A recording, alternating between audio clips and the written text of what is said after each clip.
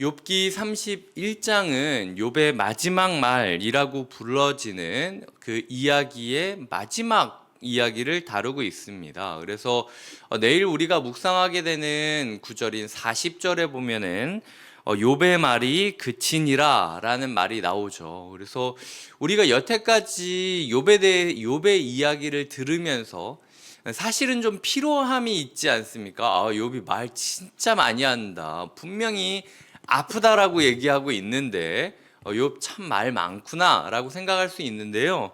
이 다음에 거의 말이 없습니다. 제 기억으로는 한 2번 정도 대꾸하는 정도 뭐 이런 식으로 이야기를 하고요.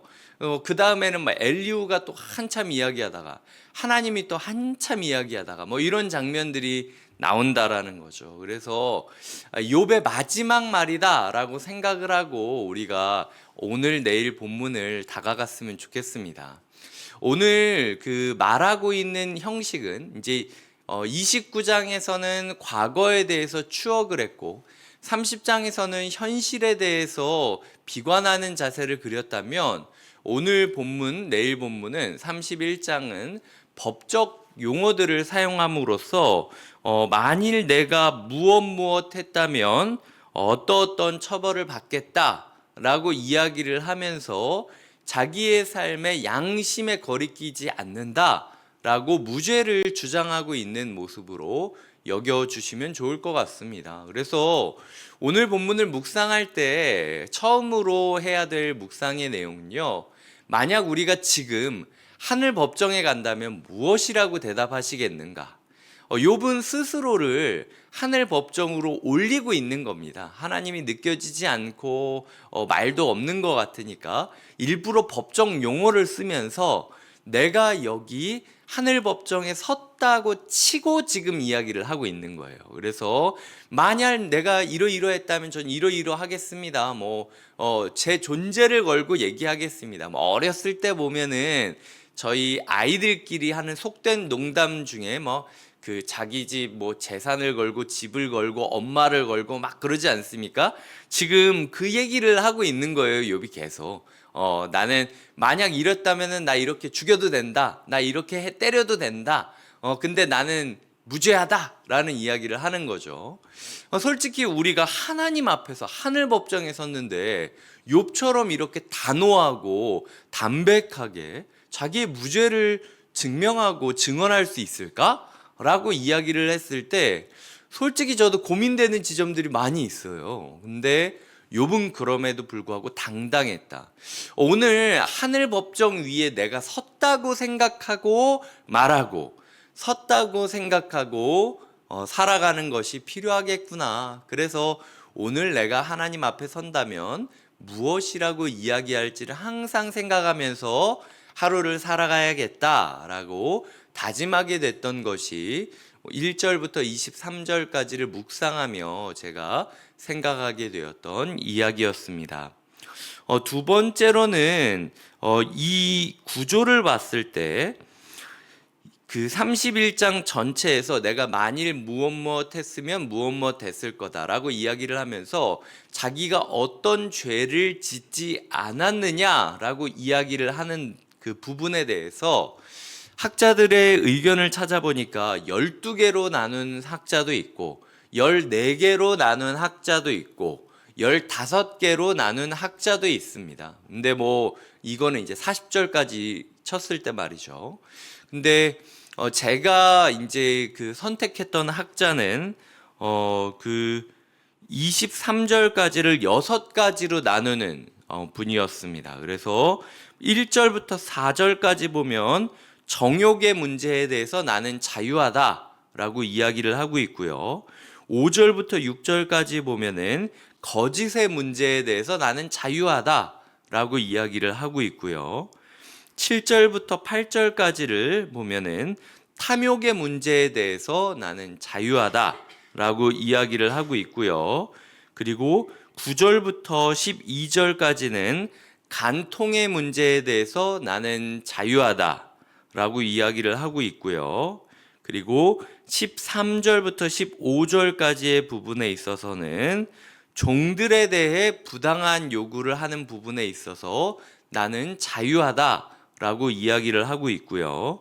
그리고 마지막으로 16절부터 23절까지를 가난한 자를 불쌍히 여기지 않는 죄를 범하지 않았다. 나는 여기로부터 자유하다라고 이야기를 하는 것을 그리고 있습니다. 다시 이야기 드리자면 1절부터 4절까지는 정욕의 문제에 대해서, 5절부터 6절은 거짓의 문제에 대해서, 7절부터 8절은 탐욕의 문제에 대해서, 9절부터 12절은 간통의 문제에 대해서, 13절부터 15절까지는 종들에 대한 부당한 대우에 대한 문제에 대해서, 16절부터 23절까지는 가난한 자를 불쌍히 여기지 않는 문제에 대해서 나는 자유롭고 떳떳하다라고 이야기를 하고 있는 욥의 모습을 그릴 수 있다라는 거죠. 그래서 다시 한번 오늘 하루 하나님 앞에서 내가 어떤 그 삶을 살아가고 고백할 것인가 고민을 한다면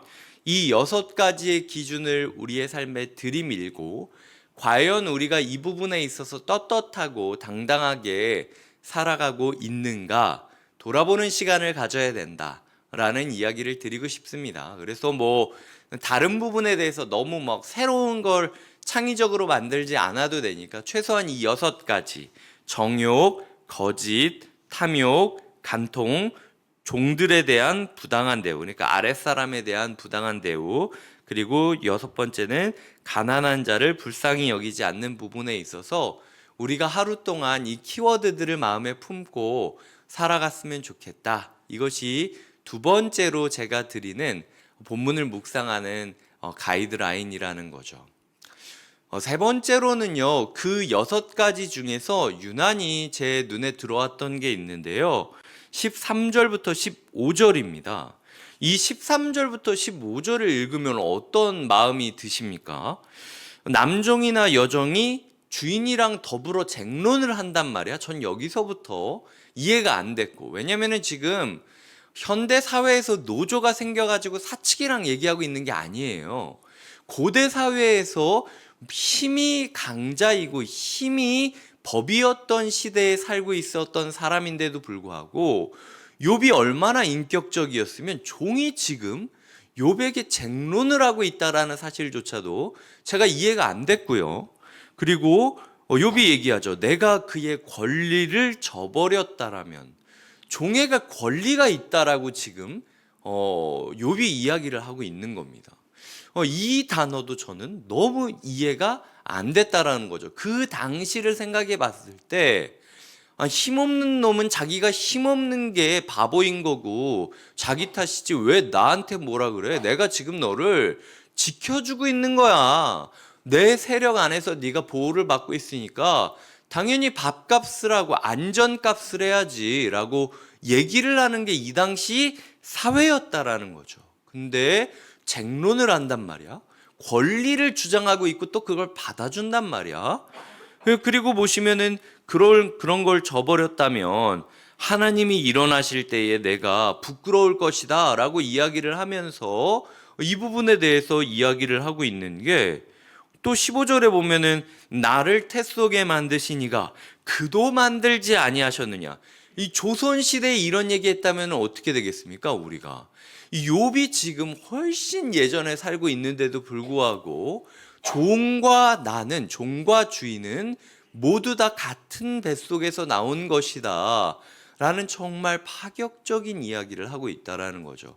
현대에 우리가 읽었을 때는 이걸 읽으면서 그냥 우리 아랫사람들 좀 잘 해줘야겠구나, 우리 직급이 낮은 사람들 혹은 내가 사측에 있다면 우리 직원들을 좀 잘 돌봐야겠구나, 요 정도 생각할 수 있겠지만요, 저는 욥이 지금 이 정도까지 생각했다라는 게 믿기 어려울 정도로 지금 너무 파격적인 이야기를 하고 있다라는 거죠. 그래서 기준을 너무 낮게 잡지 않으셨으면 좋겠습니다. 남들이 이러이러한 부분에서도 요 정도 하니까 나도 요 정도는 합니다 라는 식으로 하나님 앞에서 하나님 저 요 정도는 합니다 라고 이야기를 하는 게 아니라, 하나님 전 이 부분에 있어서 완벽합니다 라고 당시에서는 파격적인 이야기, 지금 시대에서는 파격적인 주장들을 내뱉을 정도로 우리가 욥의 그 파격적인 선함을 닮아가는 것이 필요하다라는 거죠. 그래서 개인적으로 오늘 새벽에 묵상을 하면서 13절부터 15절까지는 저에게 굉장히 신선한 충격이었습니다. 이 당시에 이런 얘기를 할 수 없는데 욥이 내뱉었다면, 만약 오늘 내가 살고 있는 시대에 욥이 있다면 어떤 부분에 있어서 이렇게 파격적인 얘기를 했을까? 우리 교회가, 아니면 저의 삶이 남들이, 다른 목사들이 다 이렇게 해주니까 나도 요 정도 한다, 다른 교회가 다 이렇게 하니까 나도 이렇게 한다, 이게 아니라 정말 어떻게 보면 파격적일 수밖에 없는 어떤 생각과 말들과 주장들을 하며 살아가고 있는 걸까? 요 정도면 되지 않을까? 라는 식으로 타협하며 있지 않나? 라는 생각을 하게 되었다라는 거죠. 그래서 기준치를 너무 다른 사람들과 같이 잡으려고 하지 말고 하나님 앞에서 파격적이고 도전적인 기준을 정해서 거기에 맞춰 살아가는 것이 필요하겠다라는 생각이 세 번째로 들었습니다. 말씀을 맺겠습니다. 오늘 하루 욥의 무죄의 주장을 들으며 우리의 삶을 하늘 법정 위로 올렸으면 좋겠습니다. 내가 땅을 딛고 살아가지만 하나님 앞에서 하늘 법정을 살고 있는 것이다 라고 마음먹으며 살아간다면 조금은 우리가 다른 태도를 가질 수도 있다. 두 번째로는 6가지 기준을 드렸죠. 정욕, 거짓, 탐욕, 간통, 종들에 대한 부당한 대우, 가난한 자를 불쌍히 여기지 않는 부분.